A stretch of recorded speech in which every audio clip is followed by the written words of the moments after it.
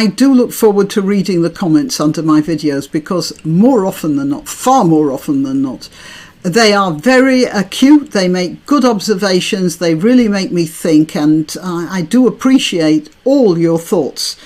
And this one especially so, because he or she made a point that I hadn't thought of before, and it's such a good point I had to share it with you. Before I do that, I want to tell you I'm Granniopteryx. I'm on YouTube, Rumble, BitChute and Minds. I am also on Twitter, Gab and Parler. It's on those platforms where I let you know when I've uploaded a new video, because YouTube sometimes forgets. So it's just as well to subscribe to one of them. Also, if you are subscribed on YouTube, just check you're still subscribed. And if you're not subscribed to any of my channels, why not? All right. Yeah, please like this video. Please share it. Also, you can donate if you wish. There's the bouncing coffee mug.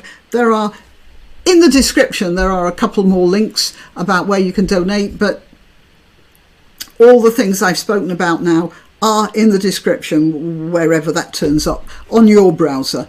Okay, and the comment was this: the lockdown rules would have been unenforceable if the police had refused to follow orders.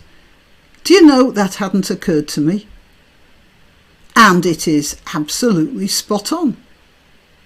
Why didn't the police chief say, we can't do this?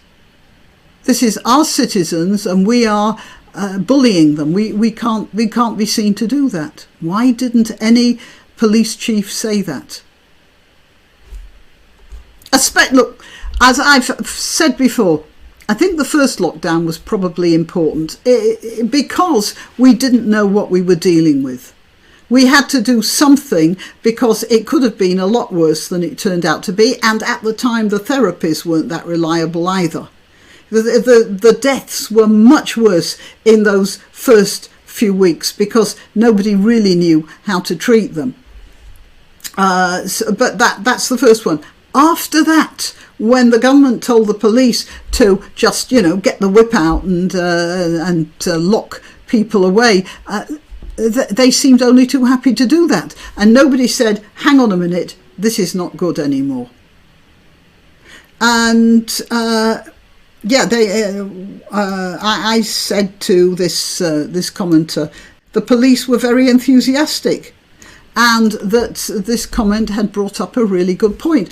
And in order to prove that this can happen, I will remind you that in November 2021, when Priti Patel, the then Home Secretary, tried to tell the Border Force to turn back migrant boats, the Border Force refused to do that. The the lifeboats refused to turn people back. They said, we're out there on the high seas, there are people in leaky boats, we've got to take them. Because they are civilized and wanted to treat other people like human beings. And they wouldn't let people be turned back, possibly to sink on the high seas. That's a terrible thing on their conscience.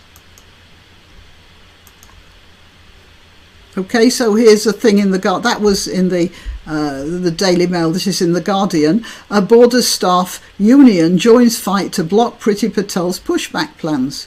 The union representing Border Force staff has announced it is taking part in a legal challenge against a plan by Priti Patel to push back small boats in the Channel.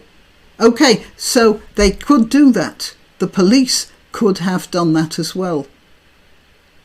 And it didn't occur to them to do that. It actually didn't even occur to me to think that. And this comment was quite right. And maybe we can all think that if people are going to rebel against authority, which they are doing more and more recently, why weren't the police rebelling against the authority of a government that had got itself into a sort of feedback loop of lockdowns? All right, well, I just wanted to share that point with you. It's a very good one. And really, somebody in the police should have thought about this as well, shouldn't they? Right. Till next time. Why not treat yourself or a favoured relative or friend to these magnificent examples of merch? The mugs and t-shirts come in the granniopteryx design or Granbo with a firearm or the more deadly knitting needles. Go to www.granniopteryx.com and whatever platform you're watching this on, please click like, subscribe and share.